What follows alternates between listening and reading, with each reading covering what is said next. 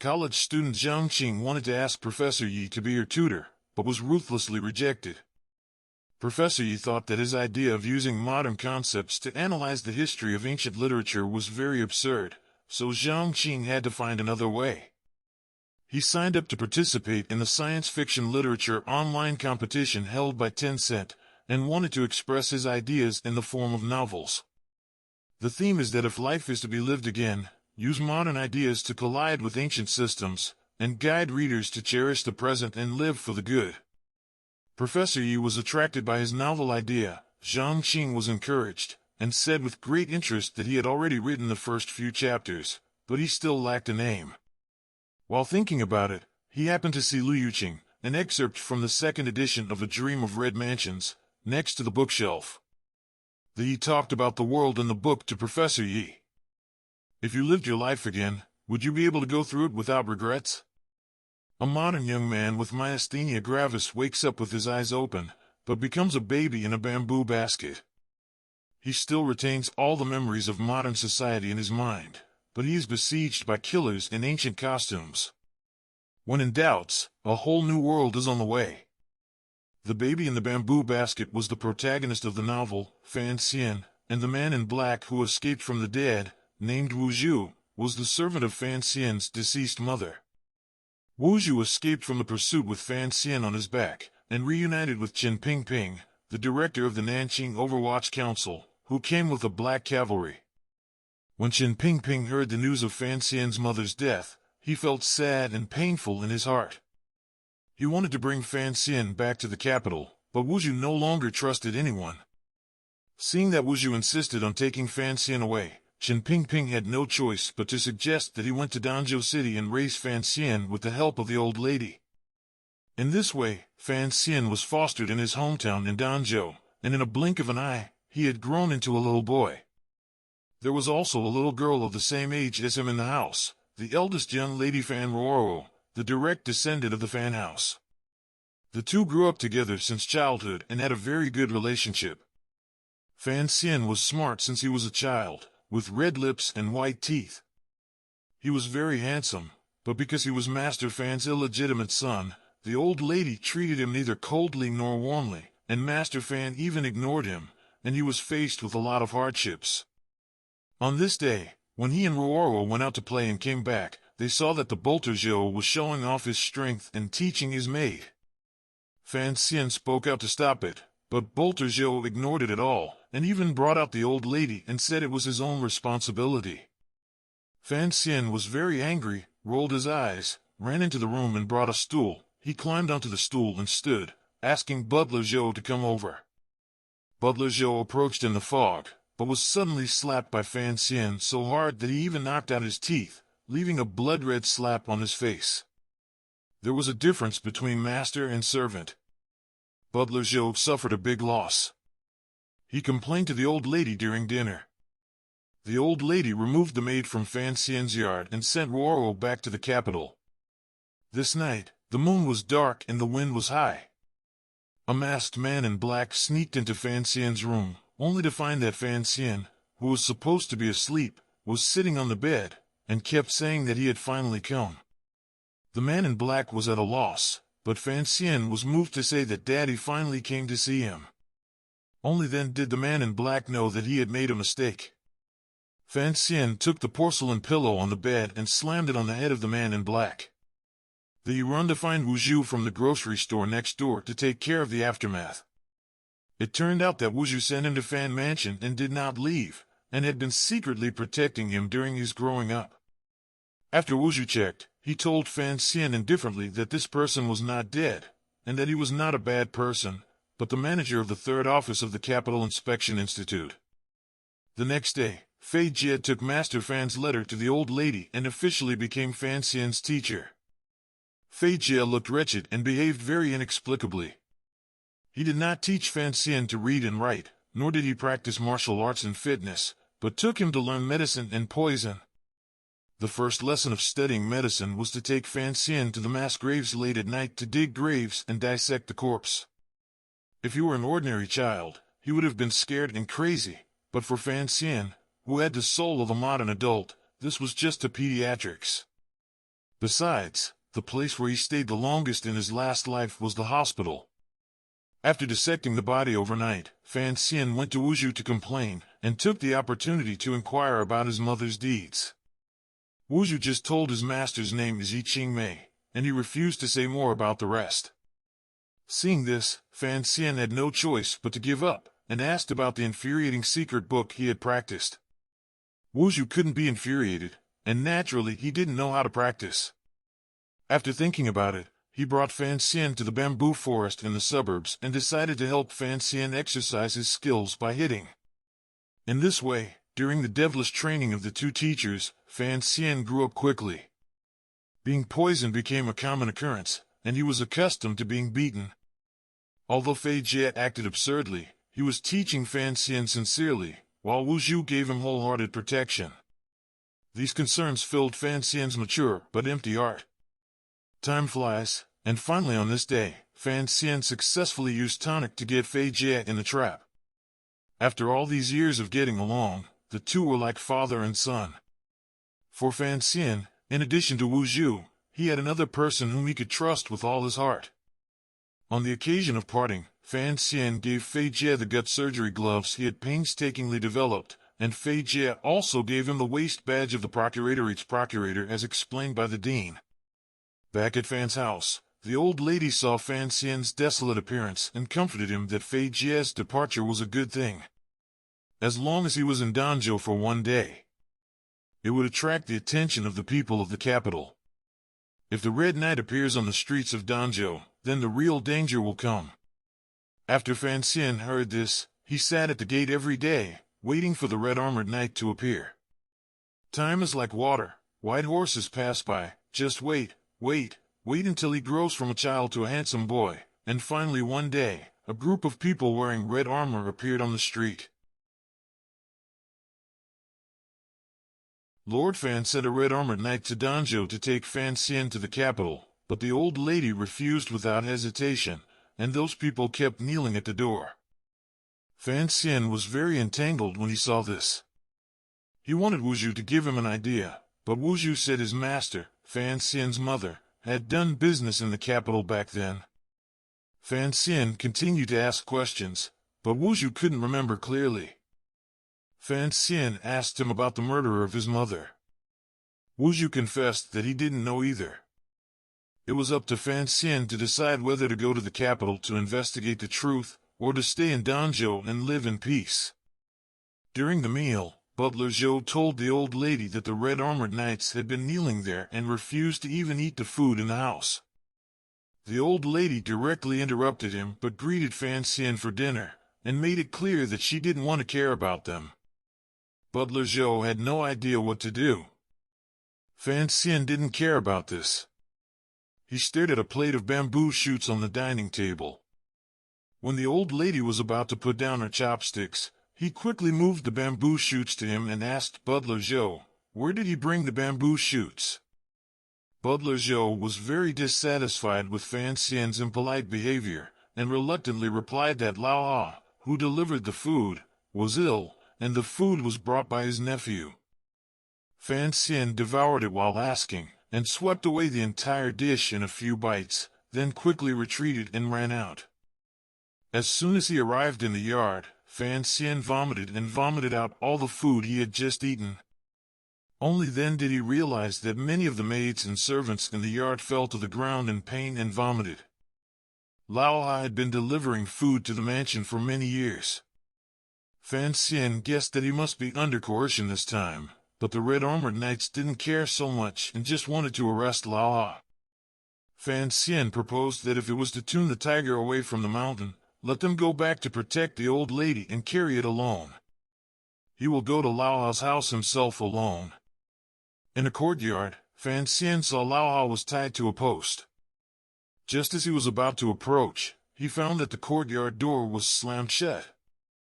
A stern-faced man in a black cloak was looking at him. The person who came was Ting Zijing, a member of the 4th Investigation Office, was ordered to hunt down Fan Xian this time. As soon as Fan Xian opened his mouth, Ting Zijing waved his hand and shook the cloak. There were dozens of flying knives hidden inside. Fan Xian cursed loudly and stepped forward to fight him. Ting Zijing was ruthless, but fortunately, Fan Xian had gone through the devil training of Wuzhu over the years, and his skills were also very agile. The two fought each other for dozens of tricks. Fan Xian suddenly fell to the ground, covering his chest. It turned out that Ting Zijing had poisoned the dagger.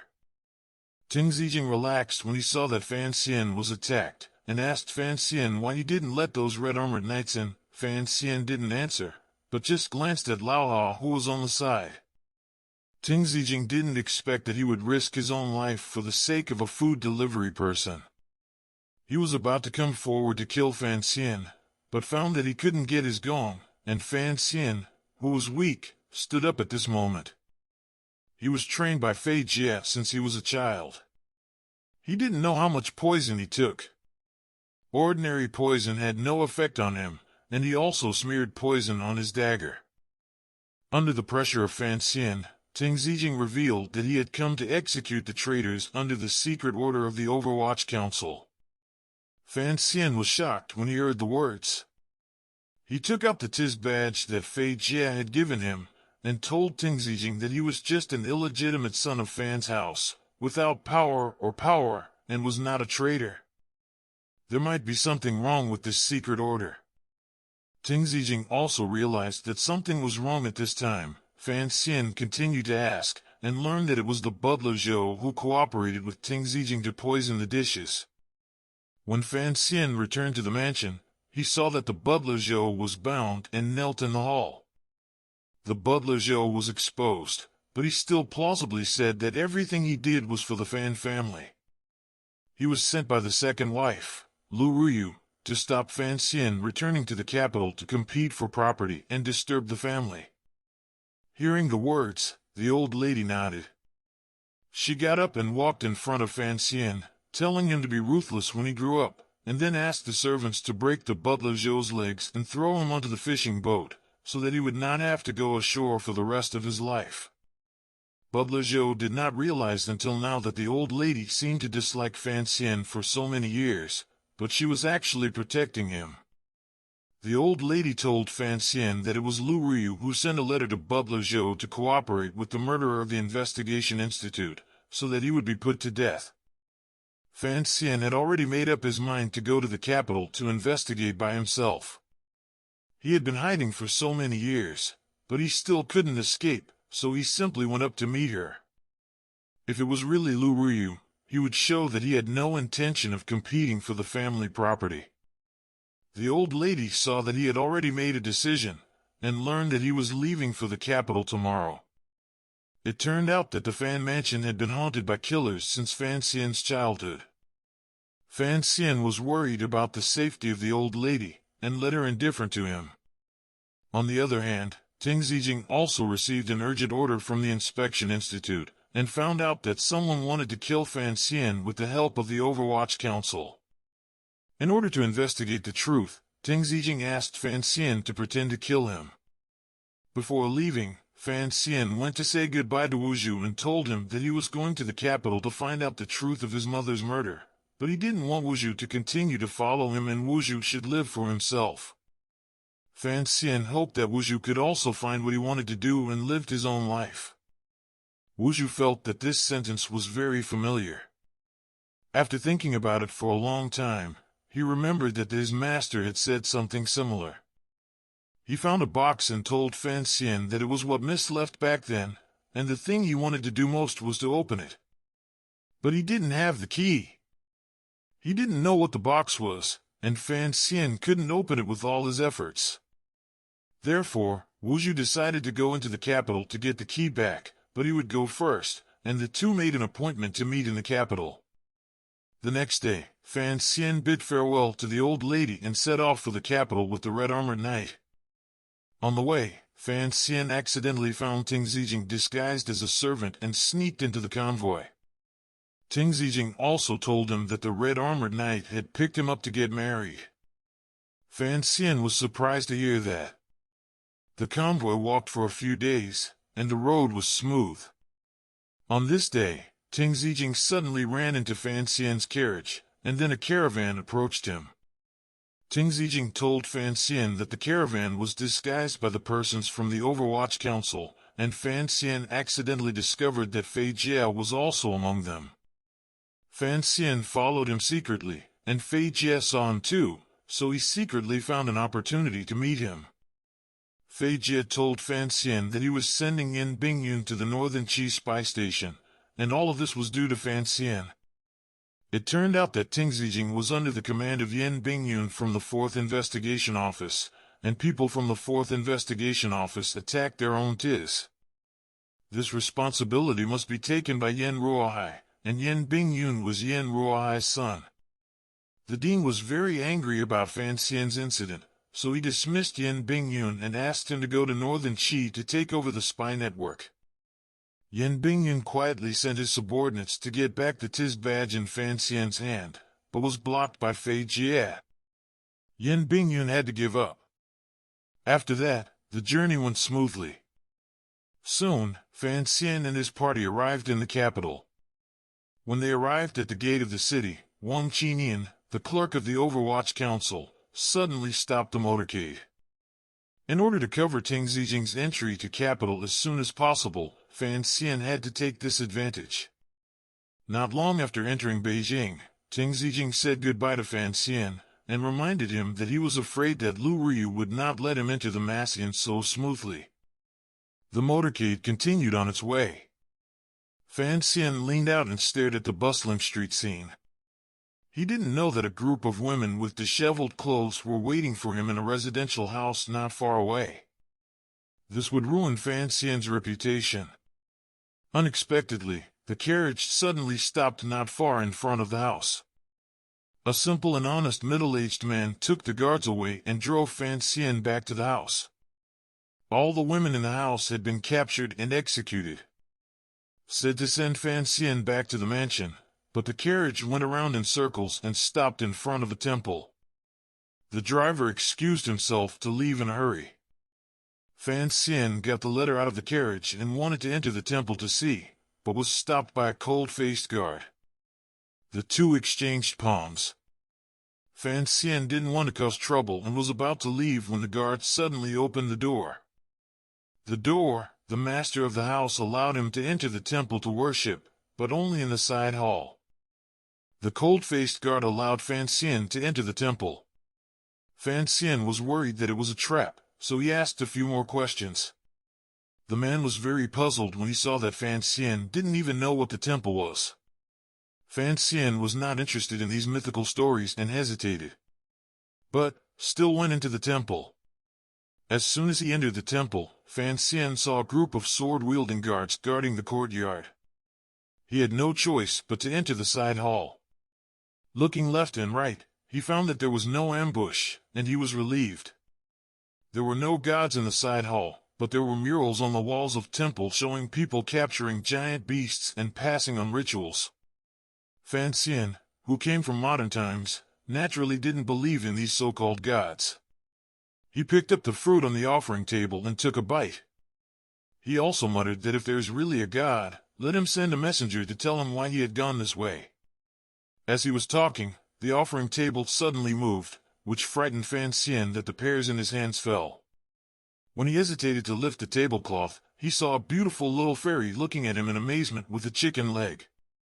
The two looked at each other. Fan Xian only felt that all the blood in his body was flowing to his heart, and even the operation of his brain slowed down. The woman was Lin Wanner, the daughter of Prime Minister Lin Ruofu. She saw Fan Xian's appearance was very interesting, and he didn't look like a bad person, so she got up from the bottom of the table. Fan Xian saw that she was not fantasizing, but he vomited blood when he was excited. Lin Wanner stepped forward to check with concern, and Fan Xian comforted her casually that he got used to his vomiting. Lin Wanner was amused by his playful words. The atmosphere between the two was super good. Suddenly, there was an urgent call from the maid in the courtyard. Lin Wanner stuck out her tongue, gave the chicken leg to Fan Xian, and left in a hurry. Before leaving, she gave him the chicken leg in her hand and ran out happily. Fan Xian was stunned by Lin Wanner's look back at the smile, only to realize that he forgot to ask her name, so he hurried out to chase, but unfortunately Lin Warner had already left in the carriage. Lin Warner was in poor health since she was a child, and her family was very strict.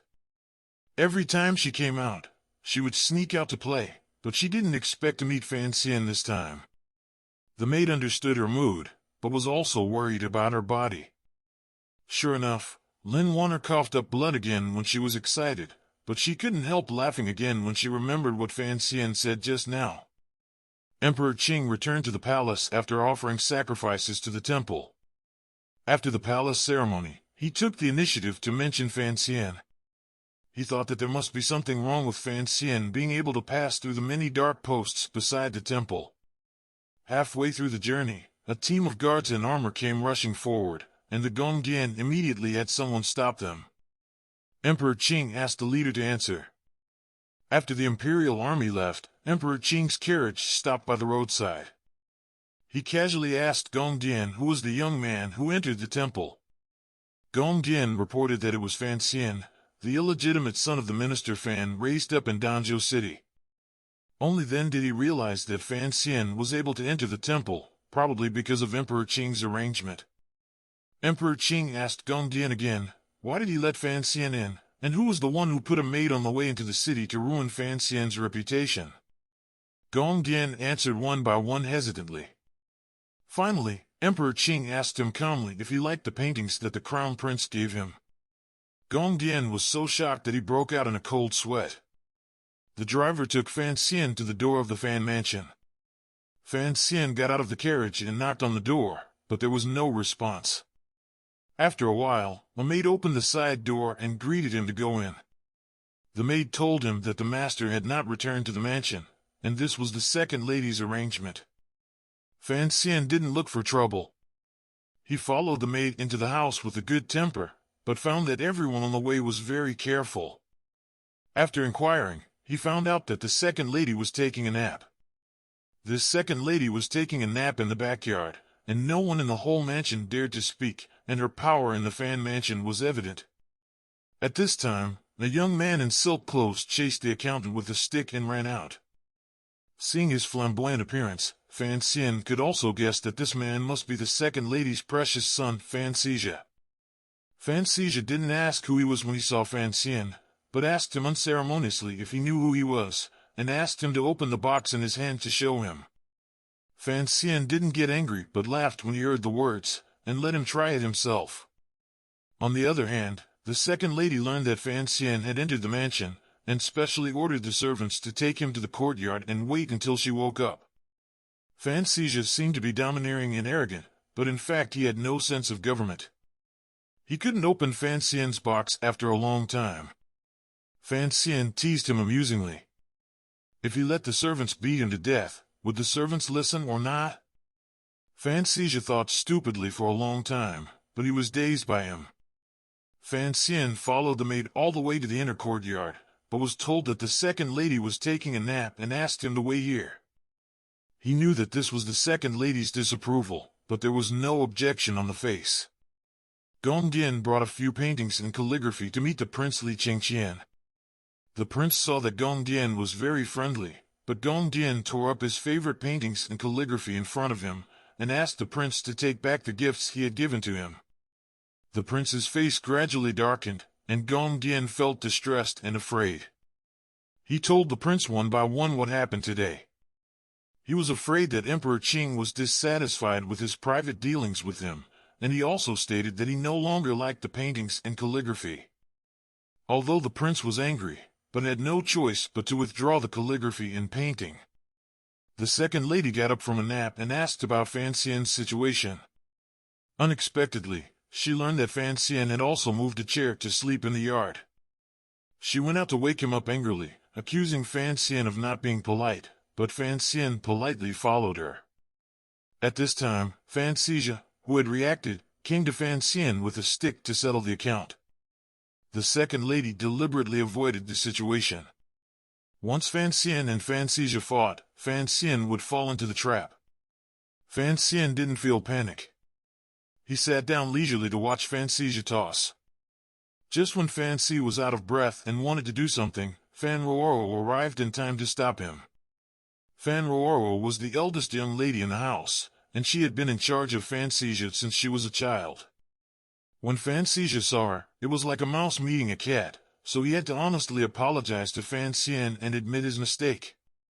The second lady didn't expect that Fan Ruoro would disrupt the plan even after all the calculations, and when she looked at the stupid son who only wanted money, she felt angry and anxious. The brothers and sisters were very happy to meet again, and when they came to Ruoro's room, they saw that it was full of rare treasures. Ruoro told him that these were given by others, and they were all for the red mansion that Fan Xian had told her. Fan Xian didn't expect that the story he told his sister would be known to everyone, but he didn't know how to explain it, so he had to let her misunderstand. The two brothers and sisters were chatting, and the servants came to report that it was Lord Fan who had returned to the mansion, and asked Fan Xian to meet him in the study room. Fan Xian packed the chicken legs in a wooden box and asked Ruoro to keep them for him, and then he went to the study room alone. Fan Xian pushed open the door of the study room and stood respectfully in front of his father Fan Jian, who was on official business, but Fan Jian just let him close the door and ignored him. On the other side, the second lady instructed the servant to clean up the servant's kitchen so that Fan Xian could live in it. Knowing that Fan Xian had stayed in the study room for a long time and did not come out, she asked Fantasia to inquire about it. Unexpectedly, Fancy withdrew. She slipped away when the maid wasn't paying attention. At the beginning of the night, Fan Xian had been standing and watching Fan Jian handle his official business, until he finally stopped. Fan Xian knelt down to greet him. Fan Jian asked Fan Xian what kind of person he wanted to be, and Fan Xian frankly said that he had no big ambitions, and only hoped for a safe and wealthy life, a sweet wife, and a suave romance. Fan Jian asked him again how he started his business. Fan Xian said the common routines used by time travelers to make glass, soap, white sugar, etc. But these things were thought of by Yi Qingmei long ago, and they were only used by nobles, so that they didn't spread. Fan Xian could only sigh. Following this topic, Fan Jian mentioned that after Yi Qingmei's death, the business under her name was controlled by the royal family and returned to the internal treasury. Since Emperor Qing had no time to take care of it, it was handed over to the eldest princess Liumrui for management. The eldest princess has a peerless beauty and a gentle temperament. Although she was not the younger sister of Emperor Qing, she was extremely trusted by Emperor Qing, and she had not yet been married. Fan Xian didn't expect that his seemingly serious father would tell him these gossips, teasing whether he had a crush on the eldest princess. Fan Jian was very helpless, so he told him that the eldest princess and the current Prime Minister Lin Ruofu had an illegitimate daughter named Lin Wanner. It's just that not many people know about this, and Lin Wanner was the woman Fan Xian was going to marry this time. Emperor Qing said, as long as anyone can marry Lin Wanner, he can take over the inner treasury. This was also the reason why Fan Jian brought Fan Xian back to the capital. This was the best time to retake Yi Qingmei's business. There are many people who didn't want Fan Xian to take over the inner treasury. One of them was the eldest princess Liumrui. In the middle of the night, Liumrui personally went to the palace to ask to see the Queen Mother, and begged the Queen Mother to prevent Fan Xian from marrying Wanner on the grounds that Fan Xian had no virtue or talent. Hearing her words, the Queen Mother gave her a look at Eunuch Hong, the leader of the eunuchs beside her. Eunuch Hong understood that he walked to Liumrui's side, and suddenly gave her a hard slap. The Empress Dowager warned Liumrui that only Emperor Qing could decide the affairs of the harem, and this slap reminded her to keep her senses.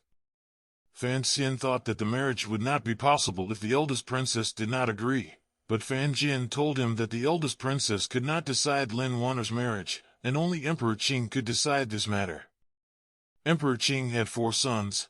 The eldest prince was out and in charge of the army, the 4th prince was young, and now it was the crown prince and the 2nd prince who were fighting for the imperial power.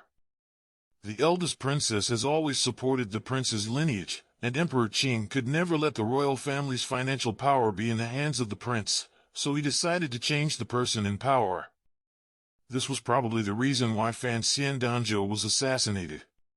Fan Xian thought that Fan Jian's remarks were partial to Lu Ruyu, so Fan Jian took him to confront Lu Ruyu. Fan Jian asked Lu Ryu if he instructed Butler Zhou to assassinate Fan Xian. Lu Ryu was shocked when she heard the words, and anxiously explained to him that doing so would not benefit her at all, and would even anger the master and drive her out of Fan's residence. Fan Ruoro felt that there was some truth in what she said, but Fan Xian felt that she could not prove her innocence with her few words. During the meal, Lu Ryu's style suddenly changed, and she was very affectionate to Fan Xian. Fan Xian also cooperated with her. The two came and went like mother and son.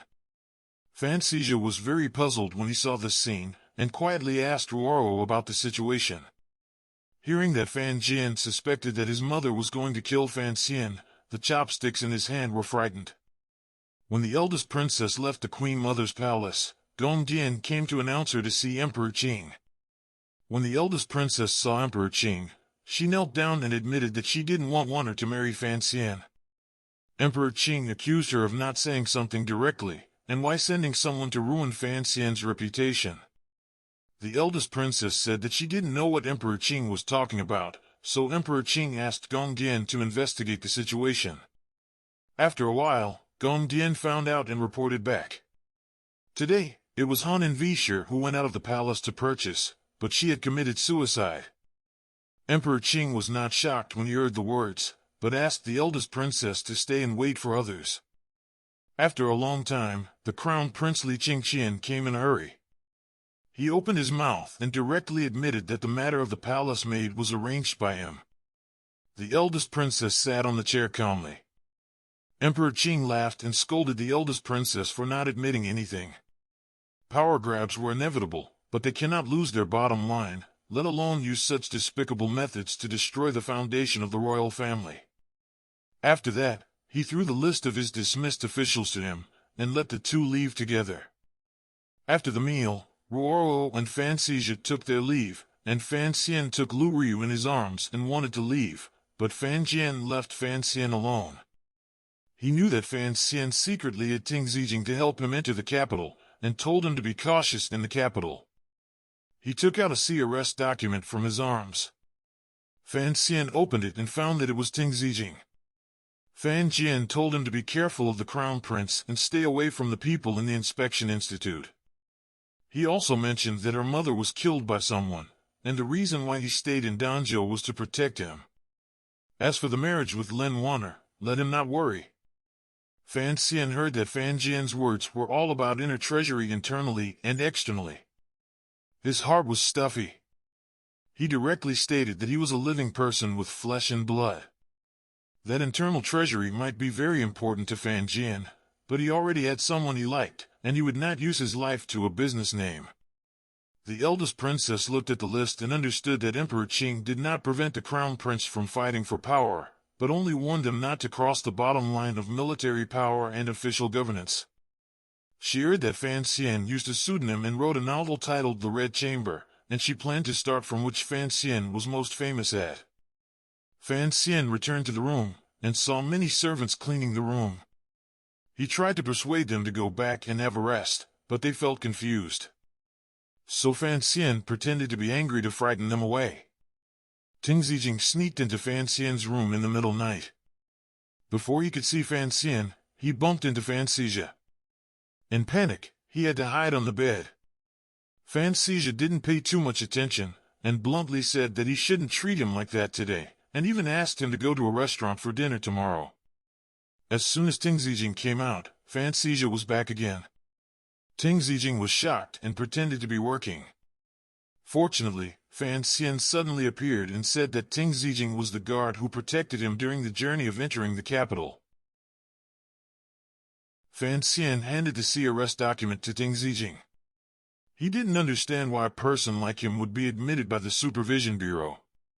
Ting Zijing did not explain, but directly knelt down and begged him to go to the Inspection Institute to help him get an important secret scroll, and he was willing to go through fire and water for him in the future. Fan Xian did not agree when he heard the words, and insisted on questioning the contents of the secret file. Ting Zijing had no choice but to tell the truth about what happened back then. It turned out that he saved a couple because of an injustice, but he was implicated because of it. Not only was he charged with chasing and murdering the court officials, but he also implicated the whole family. In the end, the Supervision Institute rescued him on the condition that he joined the Inspection Institute. Ting Zijing sighed that he once thought about the revenge on that couple, but he still couldn't bear it. After that, he understood the reason of survival in this world. Now, he only hoped that Fan Xian could help him find his family. Fan Xian heard his story and thought that since he didn't seek revenge from the couple, he still had a trace of kindness in his heart and was determined to help him find his family. On this day, Lin Warner had just finished drinking the medicine when she heard her friend Yilinger yelling outside the house. When she rushed out to see, it turned out that Yilinger specially brought a cook from the countryside, saying that it was the taste of meat that made from vegetables, and wanted her to try it. Because Lin Warner was born weak and sick, although she was the daughter of a prime minister, she couldn't even eat too much meat and fish, and she couldn't even blow air. As Warner's friend, Yilinger felt very distressed about her current situation. She wanted to help her but was powerless. Knowing that Warner was not satisfied with the marriage given by Emperor Qing, she took Warner to find Fan Xian to break off the marriage. Warner also fell in love with Fan Xian at first sight when they met at the temple, but they didn't know each other's identities.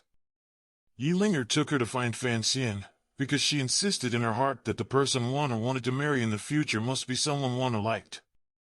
On the other side, Fan Xizha with his brothers and sisters went to the restaurant for dinner. Fan Xizha arranged for a group of people to trouble Fan Xian early, but they were subdued by Ting Zijing quickly. Fan Xizha failed to find trouble, so he had to continue to take the two to a restaurant for dinner. At the door of the restaurant, the three of them met a woman with a child who was selling books. Fan Xian saw that it was Red Mansion. The price was as high as 8 taels of silver. On the pretext that he wanted to buy more, he followed the woman to check the situation, but he didn't expect that the bookseller was an old acquaintance, Wang Qinian, but Wang Qinian slipped away. Yilinger took Lin Warner to find Fan Xian to break off the marriage. Unexpectedly, Fan Xian was not in the mansion, but when she learned that he went to the restaurant, she parked the carriage outside Fan's mansion and waited for him. Fan Xian returned to the restaurant and told Ruoro that Wang Qinian was selling Red Mansion. Fan Xizha learned that the book was written by Fan Xian, and his eyes flashed. He invited Fan Xian to take this deal with him together.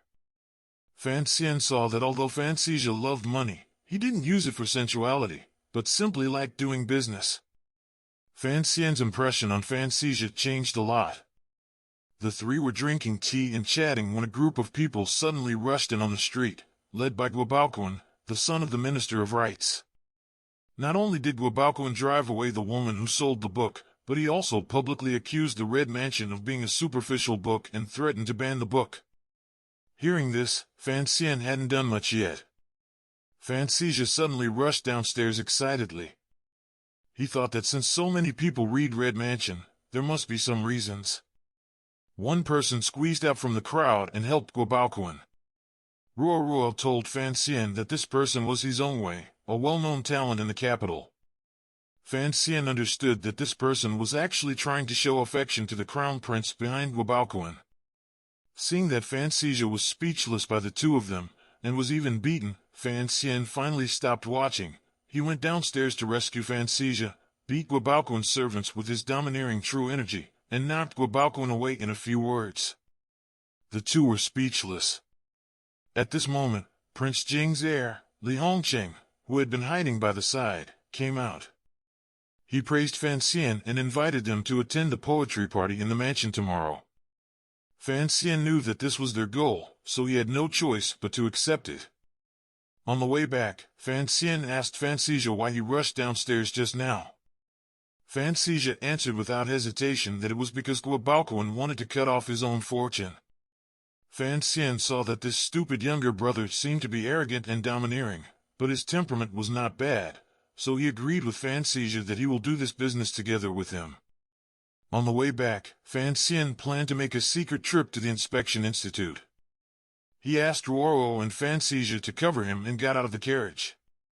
Who knows, the sister and brother were stopped by Yilinger, who had been waiting for a long time.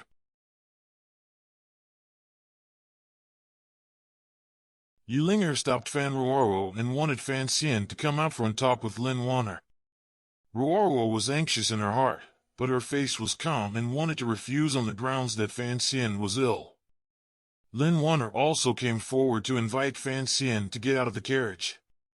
Fortunately, Fan Xian had an idea at this time, and lied that it was inconvenient for him to take out as there was a girl who sang psalms just now on the carriage. Yi Linger was very angry when she saw Fan Xian's rogue appearance, and Lin Warner was even more angry and vomited blood. Yi Linger was worried about Lin Warner's health and had to take her away first. Fan Xian didn't know anything about what was happening. He walked leisurely into the inspection institute with the candied hawes in his hand. Unexpectedly, when he arrived at the inspection institute, the people inside went in and out, but no one paid any attention to Fan Xian. He had to take out his waist badge and shout to attract a few messengers. After some inspection, one of the messengers took him to find the dossier. The two walked all the way, and they met Wang Qinian again, who was also a clerk of the inspection institute. When Wang Qinian learned that he was the tiz of the inspection institute, he knelt down suddenly, wept bitterly, and recounted his tragic experiences, indicating that his previous actions were all for the seriously ill wife and daughter at home. Fan Xian saw him burst into tears, and was doubting the letter when a guard suddenly pushed the door and came in, saying that he had met Wang Qinian's wife just now and asked him to remember to buy vegetables to home at night. Wang Qinian didn't expect the lie to be easily exposed, so he looked at Fan awkwardly and felt a little helpless. Fan Xian was also ironic when he saw this. He saw that Wang Qinian was so fond of accumulating money, and he had similar interests with Fan Cixi. He just told him not to do business of selling the book Red Mansion anymore, and asked him to help find the document Ting Zijing asked for. Wang Qinian promised to send the file to Fan's house the next day, and also told him that the person who falsely passed the order was dead, and that person's name was Su Yunjiang. After finishing the business, Fan Xian went to look at the stone tablet left by his mother, which recorded Yi Qingmei's good wishes for the world. She hoped that one day everyone would be equal, no longer oppressed by power, and live with dignity. Fan Xian understood the reason for Yi Qingmei's death when he saw what she left behind, but he didn't want to inherit her last wish. He didn't want to fight against the world by himself, but wanted to be an ordinary person. Unico told Emperor Qing that Fan Xian went to the Inspection Institute to collect the dossier. Emperor Qing knew that Ting Zijing was not dead. He didn't care about this deception, but he cared more about how many fish he could catch with Fan Xian as the bait. The Prime Minister Lin learned that Fan Xian had beaten Guobaoquan's servants in the street, so he took the opportunity to visit Emperor Qing and wanted to dissolve Lin Warner's engagement. Emperor Qing, until his intention to come, deliberately let Unico set the furnace in the hall to flourish. Minister Lin euphemistically said that Warner's marriage contract was in the hands of Emperor Qing. He believed that Emperor Qing would not see the wrong person, so he said goodbye and left. On the other hand, the Crown Prince told Guobaoquan that this poetry meeting was a good opportunity to frame Fan Xian. Fan Xian was born in remote Danzhou, and he had no one to teach himself since he was a child. Minister Lin naturally would not agree to this marriage. After Fan Xian returned to the mansion, he saw Ruoro waiting for him in the house. He told Ruoro that the reason why he agreed to participate in the poetry party was to find someone he liked. Ruoro heard the romantic story between Fan Xian and the chicken leg girl. She was determined to help her brother find the right person. Fan Xian also fantasized that it would be fine if the chicken leg girl was Lin Warner, but Ruoro thought it was impossible, because Lin Warner had been ill since she was a child and fasted from eating meat and fish. Fan Xian also felt that the possibility was very small. Seeing that Ruoro envied him, he swore to help her marry someone he liked in the future. The two chatted for a long time, and then Ruoro just remembered the business. She told Fan Xian that Ting Zijing was detained by his father as soon as he returned to the house, and Fan Xishu was also punished to kneel at the door of the study room. Because Master Fan suspected that Fan Xishu colluded with the Crown Prince and set a trap to frame Fan Xian. Fan Xian immediately went to the study room to find his father. He thought that Fan Xishu was not such a scheming person. It was Fan Jian who was too harsh on him and had a prejudice in his heart. Fan Jian admitted that it was because Fan Xizha failed again and again, and he felt disappointed at him several times. Fan Xian said again, Fan Xizha has no bad hobbies, and his love for making money was actually because of his admiration for his father. When he was in the restaurant before, Fan Xizha heard Guo Baoquan insulting Fan's father, and immediately rushed forward to fight with him, indicating that he respected his father very much in his heart. Fan Xian said Father Fan should not be so unfair to Fan Xizha. These words were all heard by the second lady, who was overheard at the door of the study room. She did not expect Fan Xian to speak for Fan Xishu. Fan Jian was quite touched when he heard this. He went out and asked Fan Xizha to stand up. Fan Xizha was used to being punished by his father for a long time, and he had no complaints in his heart. Fan Jian saw this and proposed that he could agree to one of Fan Xizha's requests. Fan Xizha was very surprised to hear this, and the second lady was very relieved. Who would have thought that this unfortunate child would ask his father to play Pai Gao with him, which made people angry and funny. Fan Xian asked his father to let Ting Zijing go. Fan Jian thought that Ting Zijing had been on file in the Ministry of Punishment, and he deliberately followed Fan Xian back to the capital, probably with ulterior motives. Fan Xian insisted on letting his father let Ting Zijing go, because he already regarded Ting Zijing as a friend in his heart. Seeing his insistence, Fan Jian had no choice but to agree. After Fan Jian left, Lu Ryu suddenly stepped forward to thank Fan Xian, and promised that from today, as long as Fan Xian stopped attacking, she would never trouble him again. As soon as Ting Zijing was released, he inquired about the document. Fan Xian told him that Wang Qinian would come to his door tomorrow.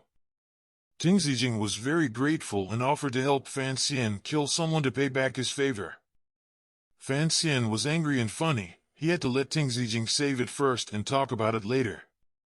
Father Fan Jian kept his promise and accompanied Fan Si to withdraw Pai Gao with Lu Ryu and Fan Ruoruo. Fan Xizha was overjoyed, and mercilessly killed the three of them without leaving a piece of armor. Lu Ryu felt anxious when she saw her son was complacent, but Fan Jian uncharacteristically did not speak out against Fan Xizha. Ruoruo lost money, but she was not angry. Instead, she felt it's really like a family when it's so noisy. It was not until the night, when Fan Xizha won the trio, that Fan Jian made a statement to end the game. On the other hand, Fan Xian approached Ting Zijing to inquire about Su Yunjiang's news. The fake secret order for Danzhou's assassination was forged by this person. Ting Zijing didn't know Su Yunjiang well. It was inconvenient for him to appear now, so he recommended Fan Xian to go to a dark store specializing in news to inquire about news. Ting Zijing made a tailor-made night clothes for Fan Xian. When he came to find Fan Xian in the middle of the night, Ruoruo was also in Fan Xian's room. Fan Xian saw Ruoruo eager to try and agreed to take her on an exploration.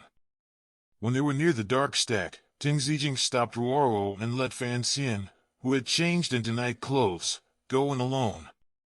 Fan Xian entered the door and found that it turned out to be a casino, with a large group of people shouting and drinking. It was very lively. The shopkeeper looked at Fan Xian carefully before letting him in. Fan Xian told the shopkeeper that he wanted to know Su Yunjiang's social network around the Inspection Institute. The shopkeeper asked him to wait with a blank expression, and soon, a carrier pigeon flew out. No one knew that this carrier pigeon did not fly elsewhere, but flew all the way into the palace, and flew into the hands of Eunuch Ho, the great eunuch next to Emperor Qing. When Emperor Qing heard this, he was calm and asked Eunuch Ho to pass the news to Fan Xian. Ting Zijing checked the secret scroll and found that Su Yunjiang had close contact with the East Palace during his lifetime, and couldn't help but wonder if it was really the Crown Prince who wanted to kill Fan Xian. Fan Xian felt that something was wrong.